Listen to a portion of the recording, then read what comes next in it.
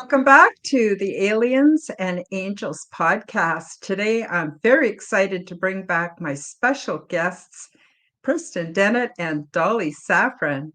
Preston Dennett began investigating UFOs and the paranormal in 1986 when he discovered that his family, friends, and coworkers were having dramatic, unexplained encounters. Since then, he has interviewed hundreds of witnesses and investigated a wide variety of paranormal phenomena. He is a field investigator for the Mutual UFO Network, also known as MUFON. He's a ghost hunter, a paranormal researcher, and the author of over 30 books and more than 100 articles on UFOs and the paranormal. You can find more about Preston Dennett at www.prestondennett.weebly.com. Dolly Safran began her life journey as an intergenerational contactee. Her father, an airborne ranger in the U.S. Army, was also a contactee from an early age. Growing up was challenging for Dolly as she experienced episodes of disappearing from her home, psychic phenomena, and unseen friends. After gaining awareness at age 14, she realized that she was being taught by and working with ET. Dolly's decision to break her silence is now an imperative for her. Dolly is a fully conscious experiencer and the subject of one of Preston Dennett's latest books called Symmetry, a true UFO adventure. All of the links are featured below in the description. Check me out, subscribe to my channels, leave me a comment, like my videos, and please do share my content with your friends. And I'm happy to announce that you can now join my channel and take advantage of my perks. So without further ado, I bring on Dolly and Preston. Hi guys, how you doing today? Hi, Karen. We're great. I'm great anyway. Yeah, doing well. Yeah, thanks. And let me just first compliment you on your intro little video segment there. It's beautiful. Love the music, love the images. It's awesome. Oh, thank you. Thank you. Actually, Andy Gambino, he's over in England. He actually made that for me. And I thought that was pretty sweet. And thank you. Thank you for the nice compliment. So I want to say hi to Heidi. Heidi, nice to see you today. And Namaste says, looking forward to today's episode. And Michael is sending us some love, and Thirsty is saying Preston and Dolly, woohoo! So that's a lovely start. We got some people in the chat. So I have recently read your amazing book, Symmetry, a true UFO adventure. And I got to tell you, I bawled my eyes out through half of this book. And the reason was it's not a sad book, but it resonated with me. And so many of your experiences, Dolly, I have had very similar. And it just was so confirming that there's somebody else out there who has had experiences, has had some extensive contact.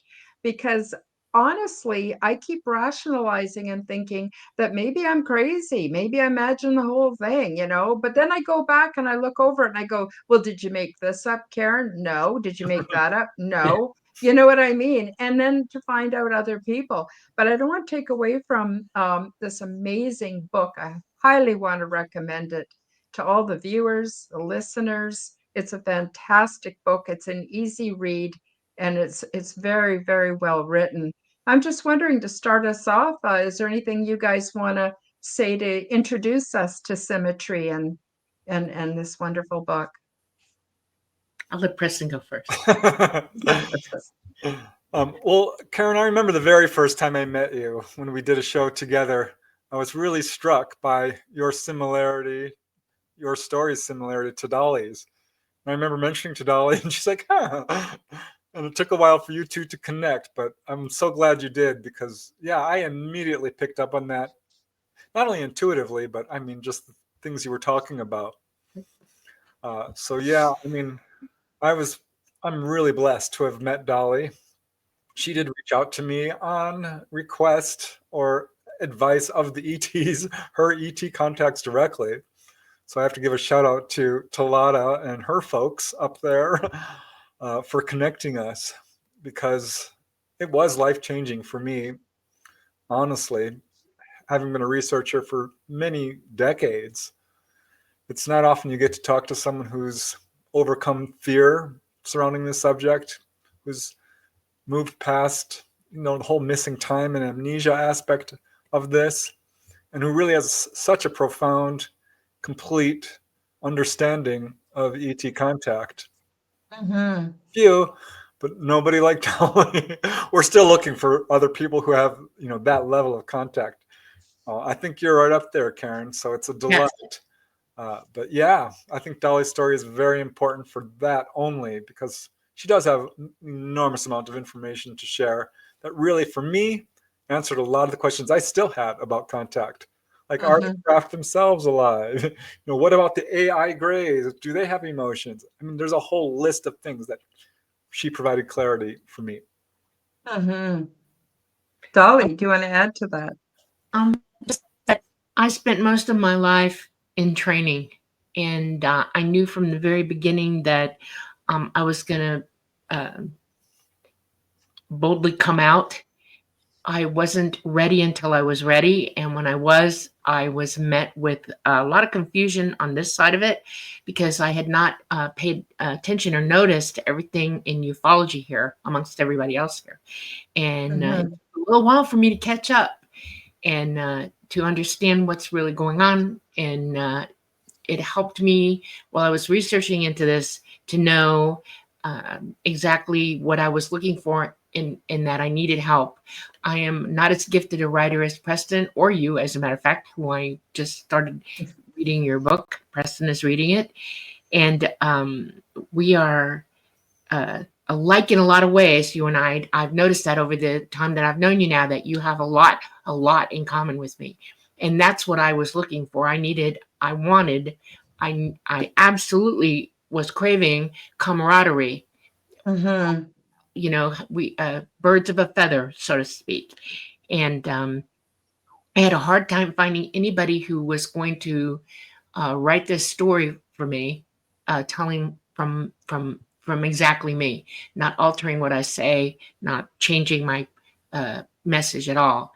And when I couldn't find anybody, Talata actually sat me down and made me write his name down on craft and said, "Go look him up." And when I did, I went into shock because it's like you hear people say, "Ooh, there it is." Well, there he was, and I contacted him. He contacted me less than 24 hours later, and the road just started right there. That's the first day for me where I knew I was on the right path to divulge, to give disclosure and do it in the best way or in the best light that we could present. So that's basically what it's all about. Just trying to get the truth out there and give people a perspective that they haven't had yet because of all the confusion that's going on. I learned that right away. So Yeah, it's hard to know who to trust, and I've met people with experiences, but there are very few, like you say, that have had extensive contact and actually learned things and got specific messages that we're supposed to share with humankind. And but I just love the book so much. The way it's laid out Yeah. is very logical. I love the way Preston preserved your personality in the book. I love that because you get all excited when you're talking about it, and it really comes through. So good for you for being so open and honest, and good for you, Preston, for keeping it so true to, so that we get a sense of Dolly's personality um, and her excitement. And it is exciting. And I believe this is going to start happening a lot more often. And it's really important that people get grounded. And instead of just listening to all the fear mongering out there, and take seriously the warnings and the messages. It's so important. And I just want to quickly show you a couple of comments that came in from the live chat. Becky Sloan says, I loved Symmetry. My only regret is I bought it on Audible, so did not get any of the fun drawings and such. Well, Becky, it's not too late. You can still order the paperback. And Carol Amario said, I'm looking forward to Symmetry #2. So I just want to talk a little bit more about Symmetry 1 before we talk about Symmetry 2. So in Symmetry 1, you talk about, first of all, your history on what happened before you got your fully conscious memories. So this was going on for you, Dolly, from the time as far back as you can remember, but Yes. you lived a double life. While you were there, you didn't think about here, and while you were here, you didn't think about there, because you didn't have, you sort of suspected, you knew something was up, but you didn't exactly have language or have a framework in your mind for it. Is that accurate? And then what happened when you were 14? Yeah, well, when I was there, I did think about here, but I compartmentalized my life because I was instructed to be in the moment. That's one of the first life lessons I ever learned, was just be where you're at right now. Don't worry about anything else. Don't think about anything else. Just learn what you're learning right now, or seeing, or being in joy, whatever. Right now is the moment you're in. So I observed that. It's not that I needed to do it or was ordered to do it. I felt comfortable in just being in the moment. So when I was home, I was home. Now, when I was home, it was a little bit different because I couldn't talk about the other side of it. I learned very rapidly that to speak of it brought me instant ridicule. People would pick on me, revile me even, and say bad things about me. And as a human being, I shut down for that reason. When I'm with T, I don't have that problem. I can talk about anything I want to if it comes up in my mind. So that was the hard part about it. And so I learned to just console myself with the fact that, yep, I'm here now, and I'm just going to do what I'm doing now and find pleasure and joy and learn here too. I was restricted a lot because I was not allowed to pursue certain subjects, and ET was one of them. Anything about UFOs, anything on this side, our side here, they forbade me because they did not want me to be tainted by negativity or fear mongering about UFOs in any way, because I was not experiencing that. I knew the truth of it, and they didn't want my emotional response to that to play into what I was learning and understanding. So there was that barrier as well. So that was my dual life I had there and here.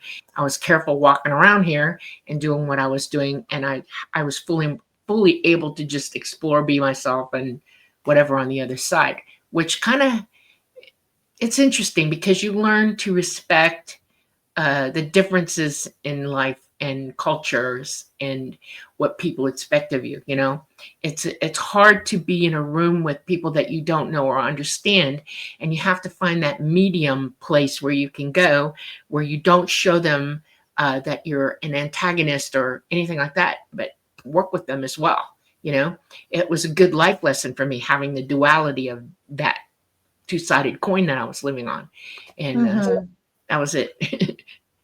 Yeah, No, I compartmentalizing is something a lot of contactees do. I mean, David Jacobs called his book Secret Life, because I think that's how a lot of contactees do feel. And we're Yeah. so good at compartmentalizing the human mind. It really is, I think, a psychological tool people even unconsciously use. Yeah. Very, very much so. So and your father, he was away a lot working, but he was not against understanding what was going on for you, Dolly, but you couldn't share anything with your mom. I don't want to get too personal. Don't feel like you have to delve into that issue unless you want to. But I had a very similar thing where it was, don't you talk like that. People are going to think you're crazy. And they Right. were all worried about what the neighbors would think, and oh my God, you know. My mother was a very competent mother hen. Okay, she was going to protect me at all costs. I didn't Mhm, take that the right way when I was growing up at first. It took me a long time to realize that's what she was doing. She was literally protecting me from the world. And in her mind, if she taught me this way to handle it, I wouldn't slip. I wouldn't let those things come out and cause problems for all of us. She was just trying to have a normal life.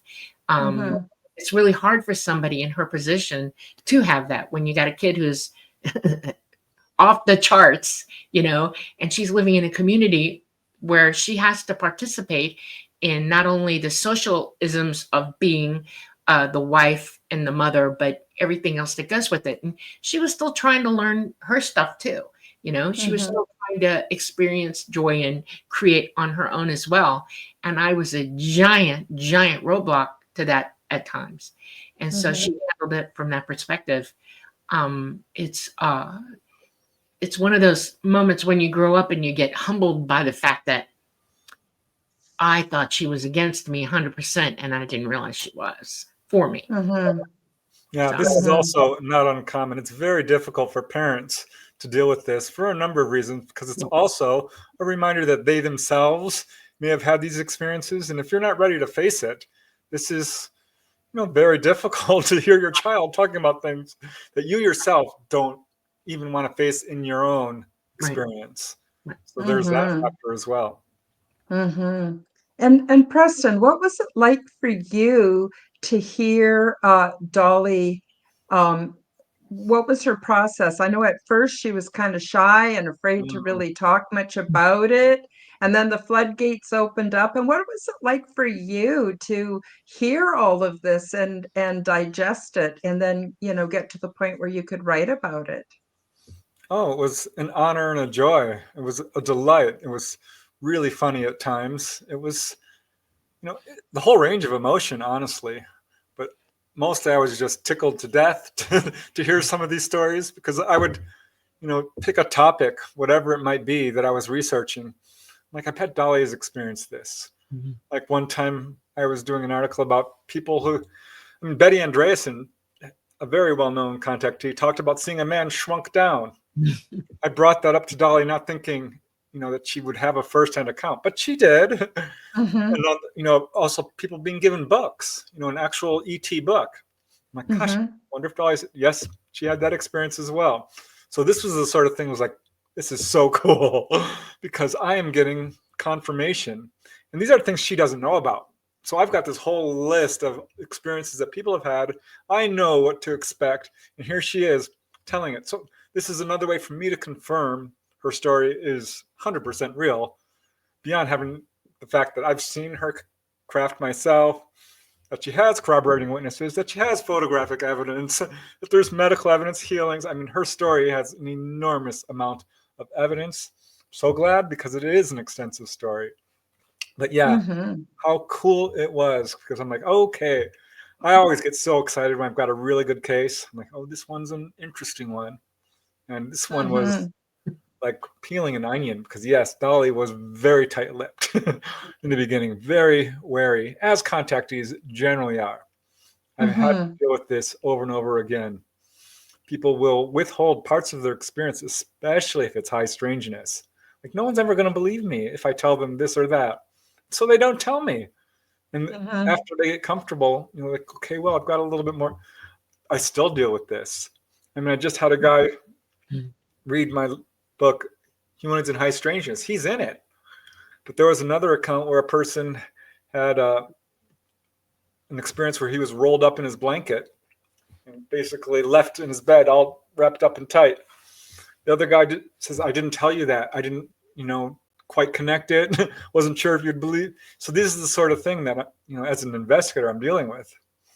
But yeah, it was so much fun. It was really cool. And like I said, the best part was getting the information that I've been looking for so long. Like, yes, the craft are alive. And that is cool, because so many people have said, I think so, or, I sense this, or I had an idea of. But Dolly was able to lay it out in a continuous narrative, all of this. Yes, she sure did. And the other thing that I find quite amazing is one time I was speaking to you online, to both of you, and I started to tell you about an experience when I was down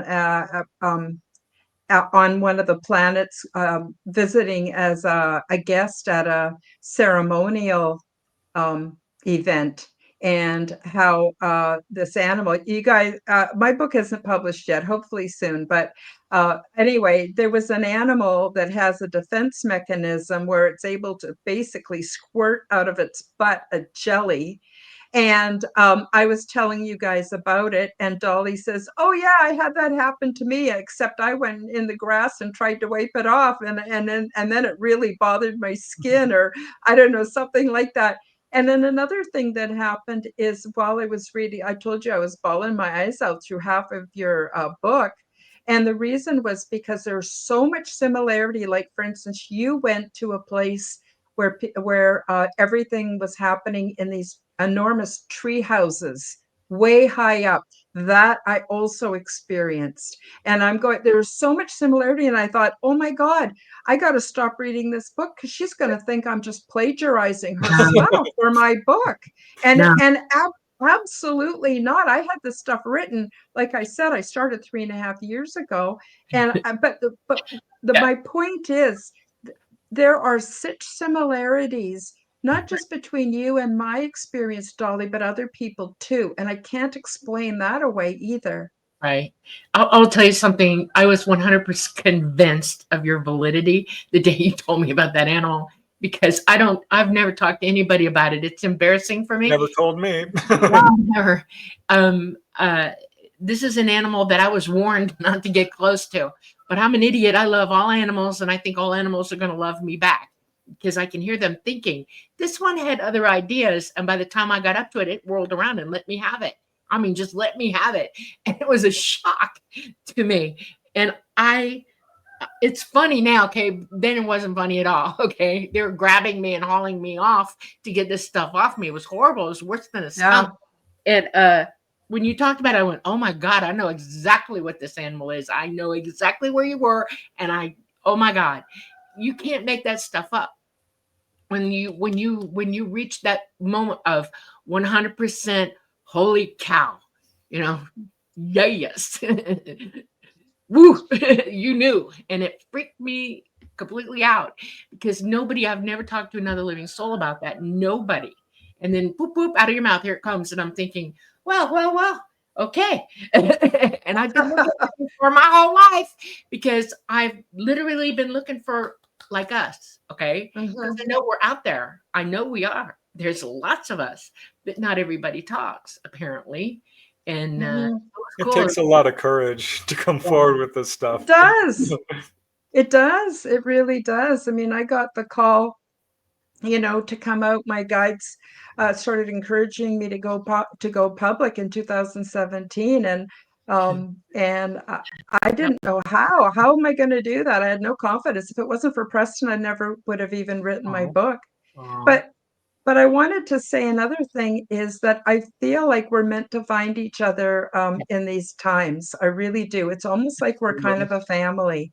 Right. And I'm really excited about it. And as I said before, I think that there's going to be many more of us coming out. So it's really important we're sharing this right now. So enough about me. Let's talk more about Symmetry. So for those of you who've joined us late, we're talking about Symmetry, a true UFO adventure written by Preston Dennett, and it is the true real life historical event and continuing events that happen for Dolly Safran. So what else do you want to tell us about the book?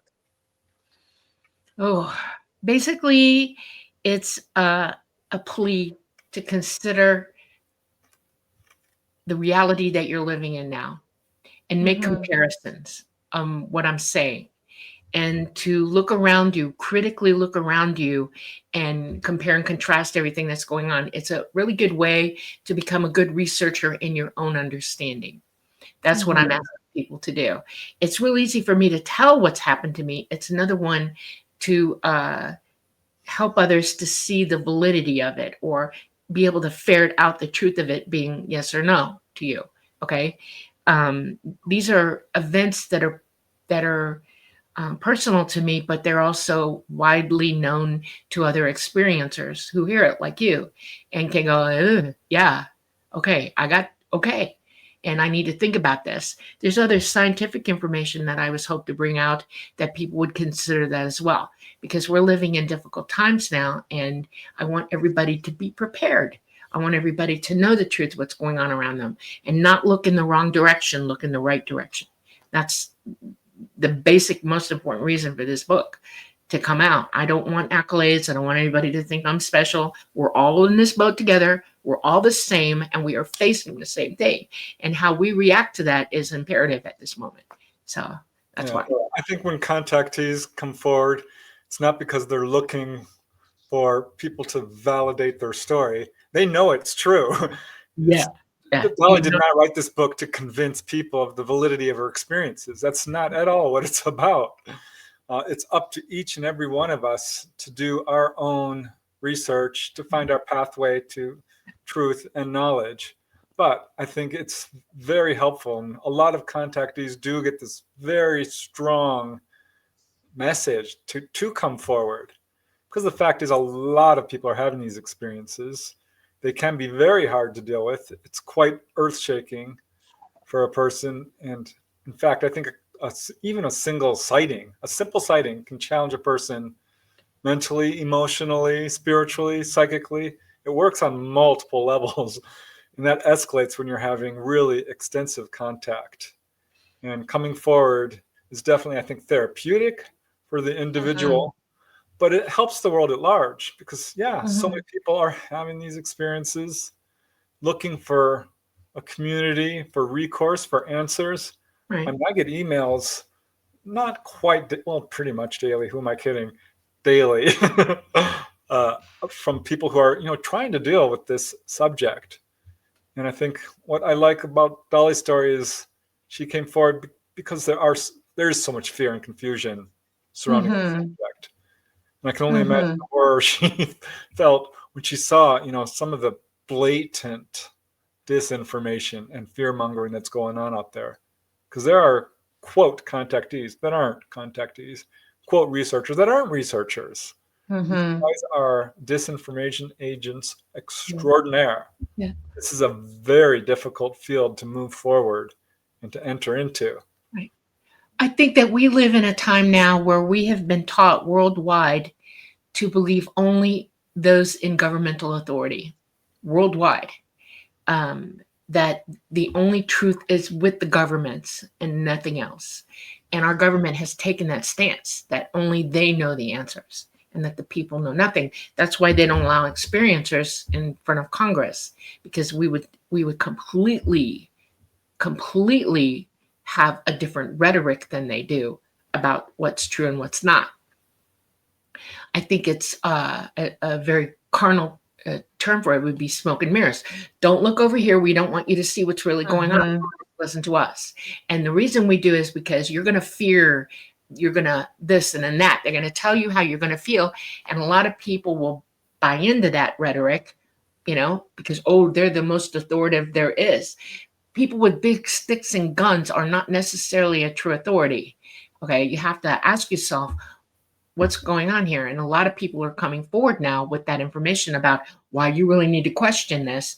And in my opinion, disclosure's already happened. It's worldwide. All of the people on the earth have seen UFOs.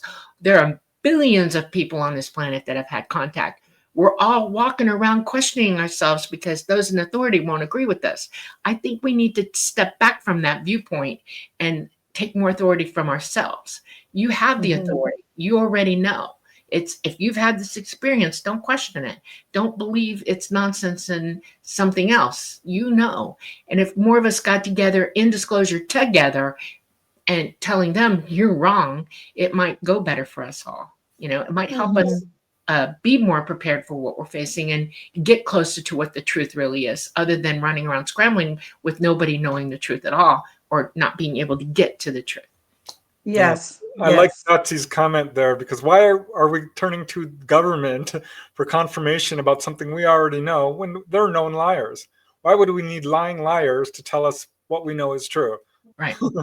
Thank you. Absolutely. Absolutely. Now, one thing that does confuse people, and I know you can cast some light on this because there's a whole chapter devoted to it in the book, and that is, according to you, Dolly, people who are taken up into the spacecraft by ETs, they have previously given permission or agreed to it. And yet, some people, when they discover that they are then being taken aboard, freak out and even become hostile towards the ETs in response. And I thought you handled it beautifully in that chapter. Do you want to get into that a little bit? Because I know that's one thing that confuses people. We hear these horror stories from contactees, and it really is very different than my experience and your experience. We have a physical mind, and our physical mind is not who we are. Our consciousness, our higher consciousness that we indwell this body is. And we don't always, we're not always in total communion or, connection to that. And our physical mind, with fear hitting it hard, will stop listening to consciousness, and you won't know the truth about something. And ET contacts your consciousness, your higher self, and has long conversations with you that way. But your physical mind is either privy to it or it's not. And we have a genetic tendency to go delusional when something is above or too stressful or abject fear hitting our head. ET realizes this happens to us. It is not unknown to them. They are quite aware of it. And when you're brought on board, what they do. Dolly, your mic cut out. Sorry, I didn't want to miss what you're saying. This happens to her sometimes. Yeah, almost like forces don't want her to answer the question. You might want to drop in and out, Dolly. We still can't hear you. Wow, how frustrating for Dolly. Yeah, this is unfortunate because this does keep happening. Can you it hear? Could be. Oh, yep. Okay. Yeah, you're back. So when you're on board, ET will try to alleviate your fear. That's the number one goal on their part when you're on board. They will show you things. They will let you walk around free. In other words, they're not restricting you at all. It's like, you want to go here? Go here. You want to go there? Go there. You want to sit in the pilot seat? Come on, let's go. You don't want to go for a ride? You sitting in the seat? We will do it for you, no problem. They try really, really hard to show you that there's nothing to fear.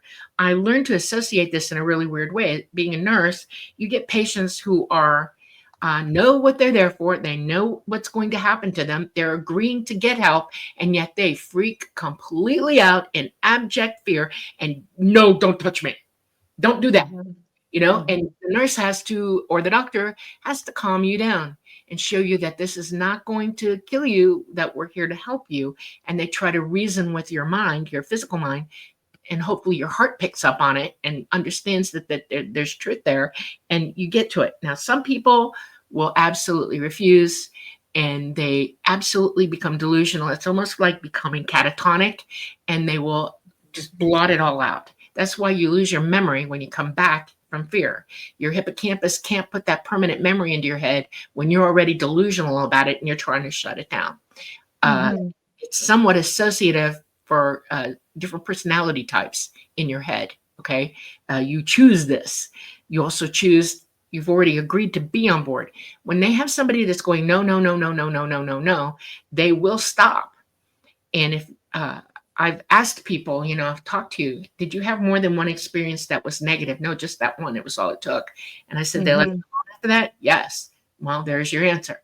You made it clear to them, don't come around me anymore. And they won't. They'll leave you be because you can't reach past your own pre-programmed ideas of what this really is. And you see everything as negative and find no joy, no positivity, nothing, no questions, no curiosity, nothing. You just go, no.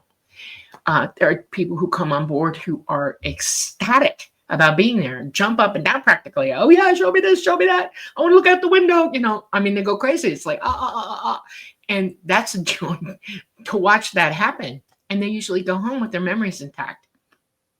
And then there are those who are sort of like, all right, I'm here. And just lackadaisical about it, go through the motions with it. And it's a memory, but it's not, they put it into the dream mind, the dream memory. Okay. And they remember it as a dream. They're not quite 100% sure that it was real, but they kind of had the feeling that it is. And then when they reach a certain point in their life, they go, I really need to figure this out now. And they go crazy trying to figure it out.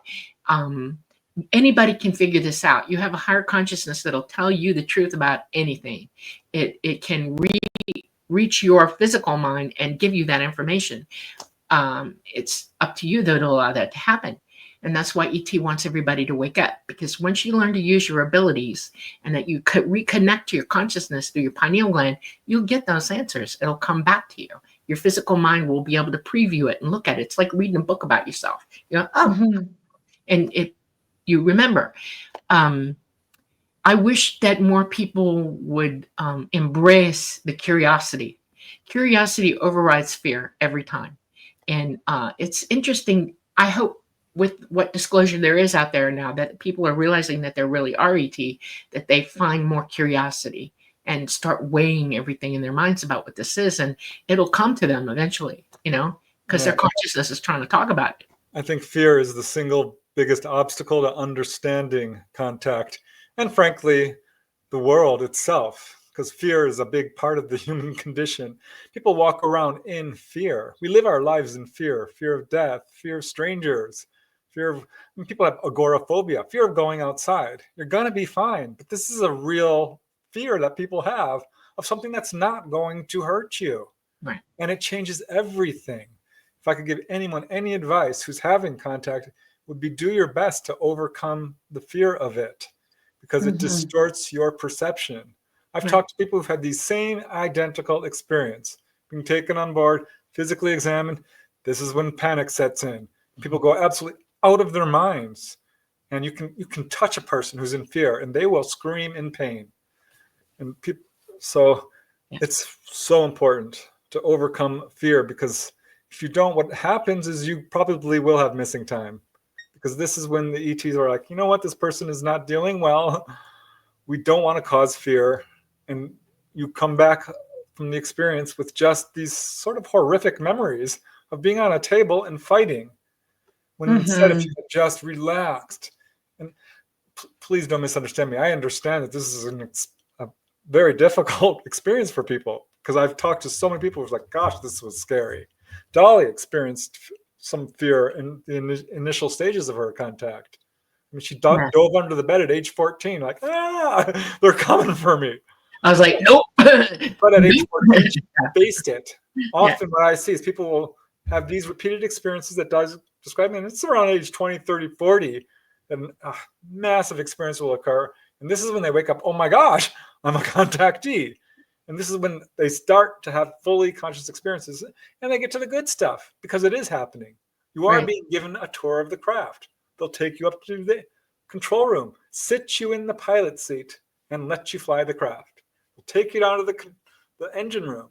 They'll even let you eat their food and drink their drink. Yeah.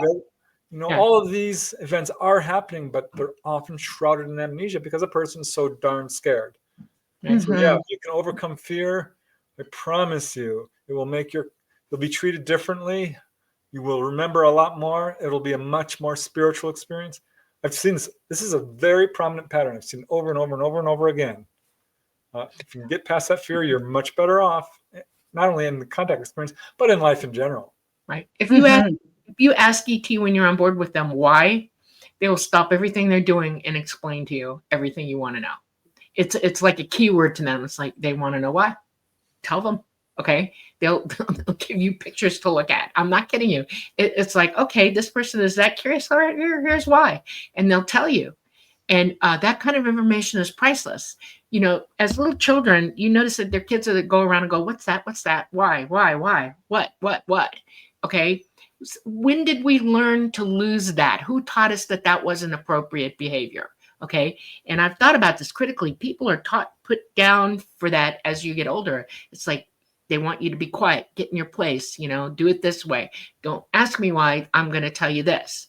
And we need to stop teaching our children this. You need to let them ask you why until heck freezes over. Okay. Why is the most important word, because curiosity, like I said, if you shine a light in the darkness, why will show you why.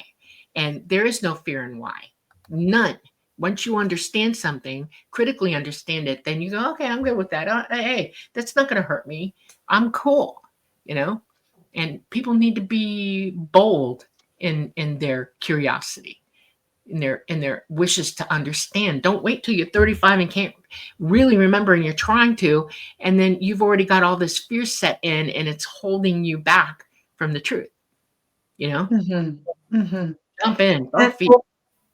And do you find that sometimes people have something happens here on Earth and it's like a triggering event, and then it's like an explosion of memory all of a sudden, Sure. kind of knocks them off their Yeah. kilter for a bit? Yeah, it's a normal experience to do that. If you've had a really enjoyable experience and you love it, okay, but you forget about it for whatever reason, and then years later, all of a sudden you get the smell, the taste, the sound, whatever, and you go right back to that and you go, wow, I got a memory.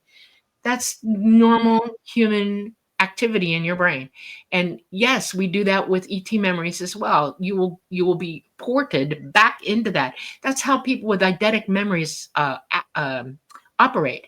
It isn't that I actually remember the information. I have all five senses in key play here. Okay, I remember the sound of where I was, the smell of where I was, the taste, all of it. All my senses play into that, and my memory goes ding, ding, ding, ding, ding, and I have a filing system, and it's all there. I can flip back to it anytime I want, just by recalling what my senses were telling me was going on. And so, yes, you can have that light bulb moment where it goes, and you go, oh, wow. Smell works really well as a trigger for memory. But I will say that probably the single most common trigger mechanism I've heard from conductees is thanks to Whitley Strieber and the artist who did the cover of his book, because that cover woke up thousands, if not more, people to the fact that they themselves were having contact. I've interviewed people who fainted dead away, fainted, boom, to the ground. Others broke out into tears. I remember looking at it and going, oh my God, almost made me and I stared at it to the point where I got a little bit nauseous. I'm like, I'm wondering about this. Oh, wow. So yeah, that alone. So this is why it's so important that contactees do come forward, because I don't know if the world would be, where it is today in terms of understanding this, because he was really the first person who was very high profile to come forward and say, I'm having this experience. A lot of people had come forward, but no one who was, quote, famous. Right. He wasn't even super famous. He was a well-known, very successful writer.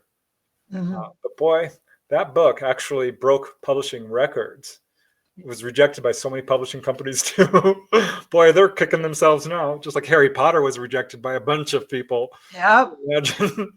But yeah, thanks to Whitley, that is a really good trigger mechanism. I've heard every kind of variation, from seeing a mannequin to seeing a short person, a little person, to seeing a plane in the sky shining a light down at you. One lady, she was watching Witch Mountain, that movie, and then the RV rises up into the sky. She instantly remembered her car floating up into a UFO. So these trigger mechanisms can really be anything. It's funny you should mention that, because I'm talking 50 years ago, when I was about 18 years old, that was the first time they ever had on the mainstream news anything about ETs. And they showed a picture of what we would consider a stereotypical gray. And it was just a short piece. There was nothing else on the news about it after that for quite a while.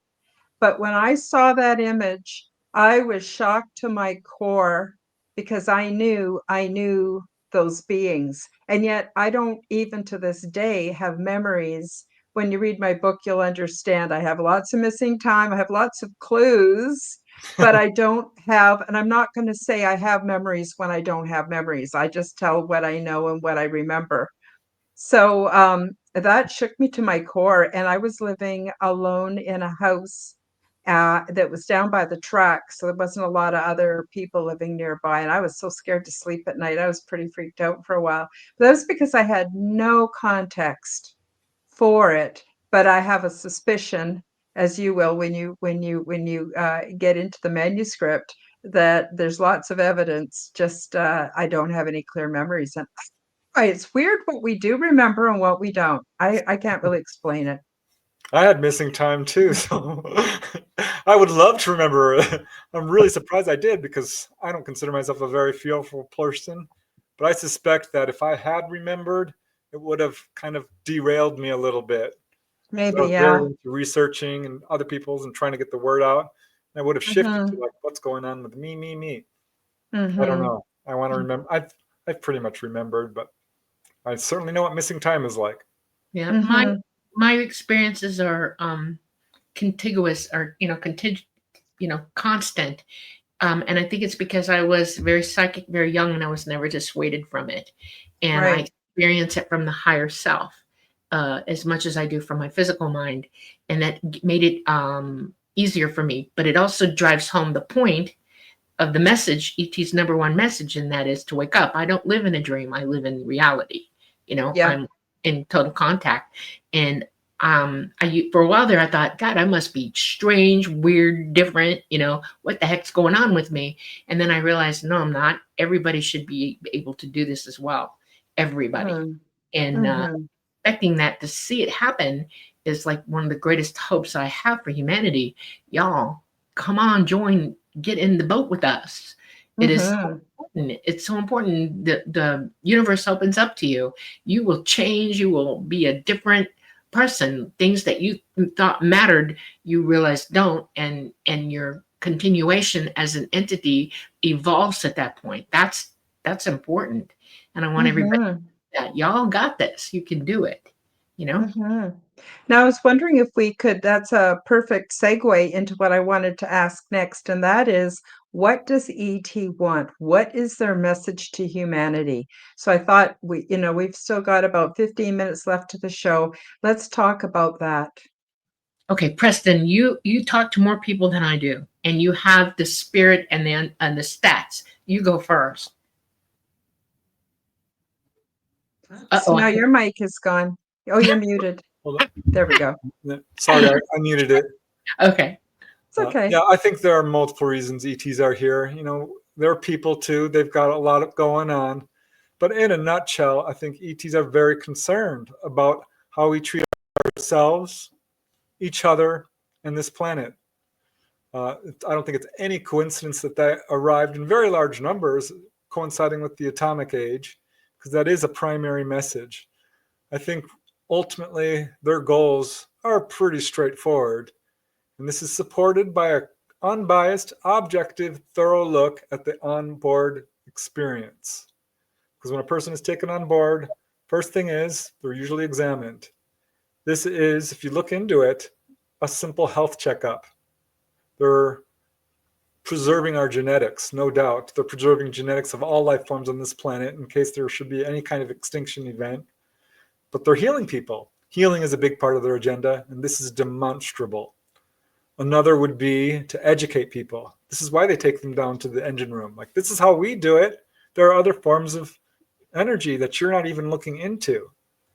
Guidance is definitely part of it because they will talk to you about your life personally, personal messages about where you're going, and general messages about the world itself, because they will give what I call warnings, I guess, which is about the dangers of nuclear proliferation. That's a big one. But war and aggression, greed and corruption, destruction of the environment, pollution, this is a big part of their goal. Also, to simply announce their presence. That's one of the reasons that they put on displays over schoolyards and drive-in theaters and small towns usually, but sometimes big towns. Mexico City had a major sighting. Also to wake people up to their relationship to the ETs. The fact that we are them, they are us, we share a common heritage. This is a very common message. They're trying to get this across, that they're not that different from us and we're not that different from them. We are all one.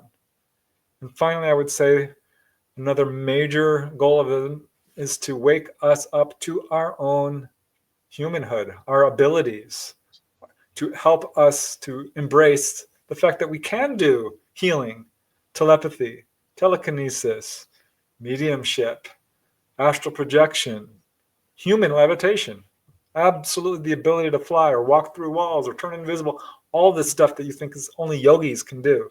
Anyone can do it. They can do it.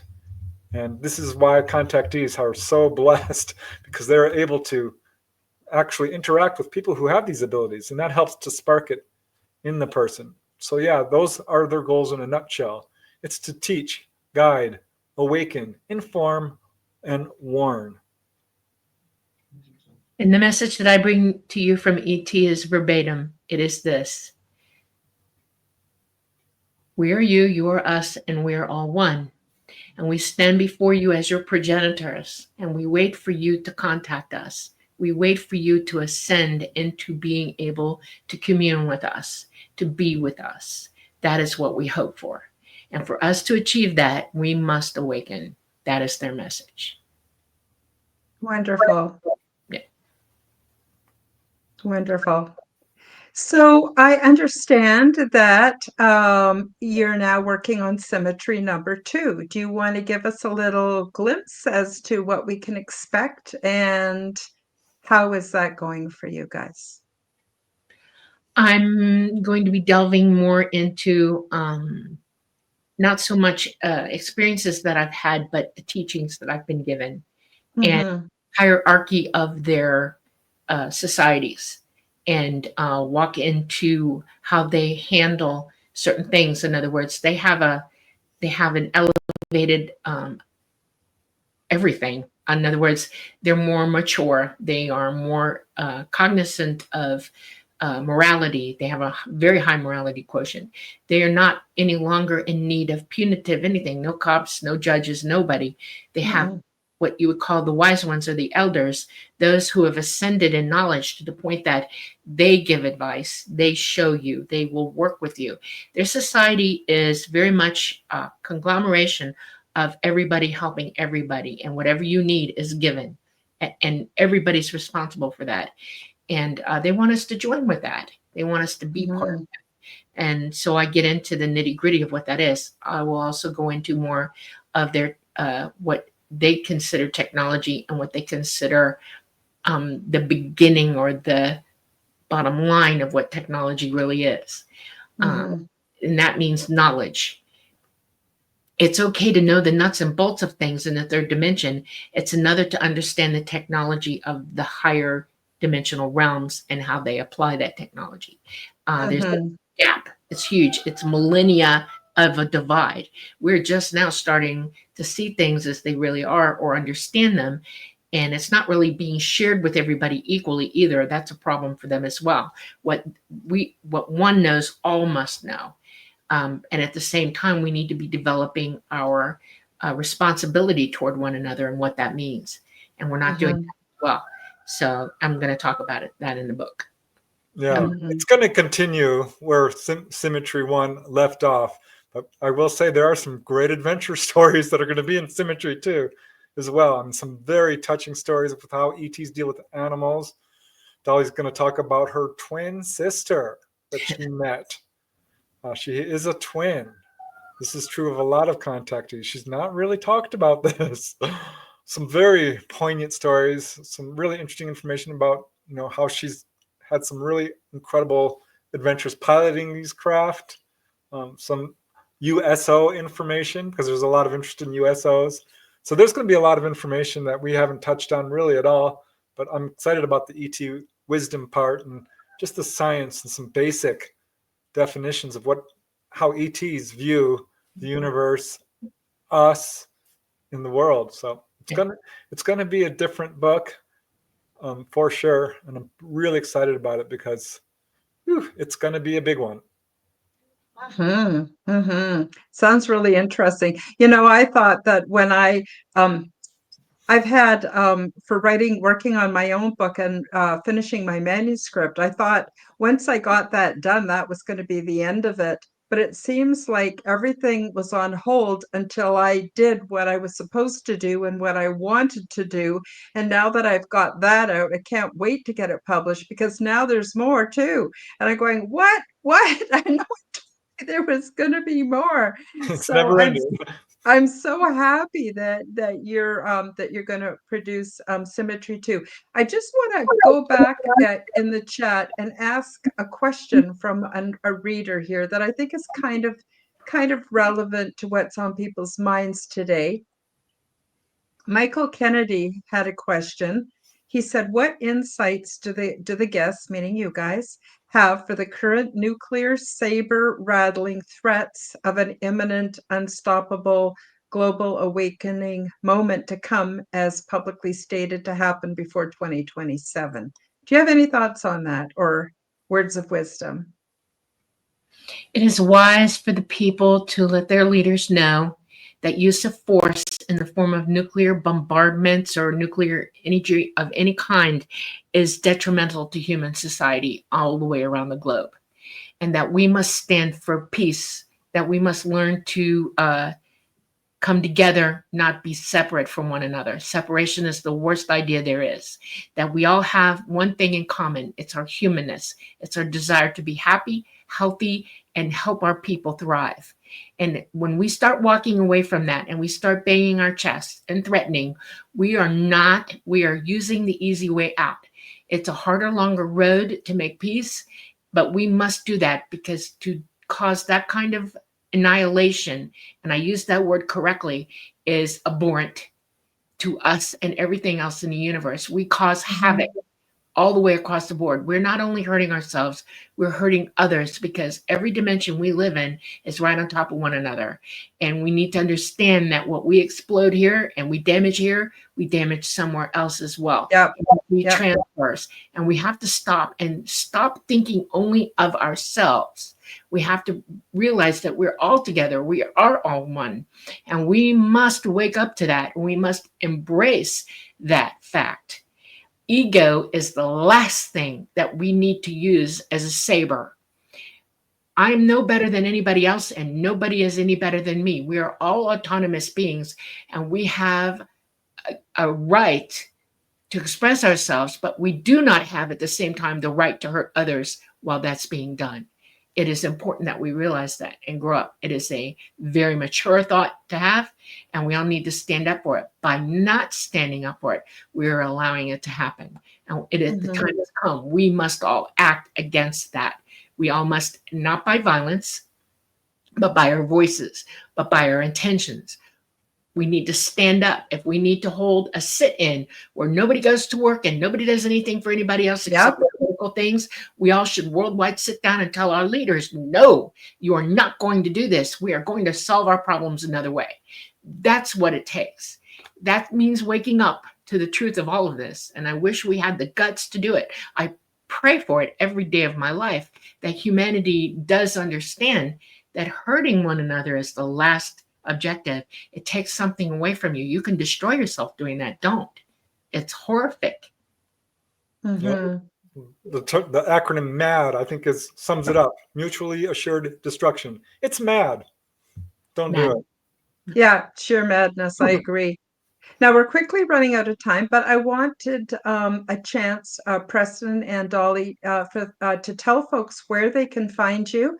And some people will be listening to this on audio, so even though the links are in the description below, you may want to actually verbalize your where people can find you for the listeners. And yeah, because I know people are going to want to get Symmetry.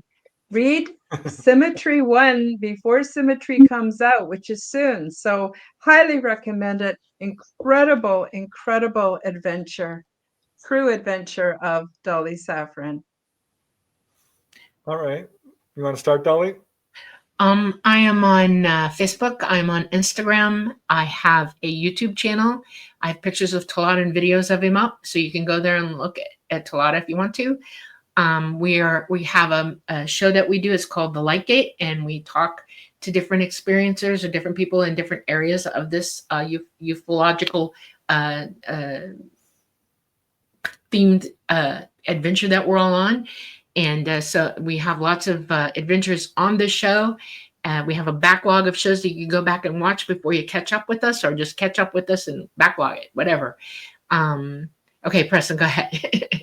Yeah, I'm on pretty much most of the social media platforms. Pretty easy to find. Do have a YouTube channel. You can find me on the astral planes if you get into out-of-body experiences. I will meet you there. That has happened. Dolly and I have done it. I'm only half joking. I'm absolutely actually serious about it. Try it. You will love it. But yeah, my books are on Amazon, and I really appreciate you having us on the show. It's always a delight, Karen. You always bring a smile onto my face. So thank you, thank you, thank you. Yes. Oh, absolutely my pleasure. And I appreciate you both so very, very much. And all the inspiration that you've given to me, and your time and your energy, your affection, I appreciate you ever so much. And I also want to thank the viewers and the listeners. We've had a lovely live chat today. Thank you, everybody, for coming. I've really enjoyed your comments and your feedback. And for those that are watching on the replay, I appreciate all of you too. So I guess that's it for the show today. Thank you so much, Preston and Dolly. Love having you on the show. Hope to have you back. And I guess that's it for today. And we'll say goodbye, and we'll see you either Wednesday for the Quantum Guide Show, Monday for Preston and Dolly for the Late Gate, or next Sunday on Aliens and Angels. Bye-bye, everybody. Bye. Thank you for joining me for the Aliens and Angels podcast. Become the change that you wish to see in the world. Subscribe to my YouTube, Rumble, and X channels at Karen Holton TV. Click the like button, leave me a comment, and share this podcast with your friends. Check out my website at www.karenholtonhealthcoach.com to see my free resources and amazing products and services. All of the links will be in the description below. As part of the Forbidden Knowledge Network, you will also find the Quantum Guide Show with Karen Holton on all audio platforms. Until next time, keep up the good work.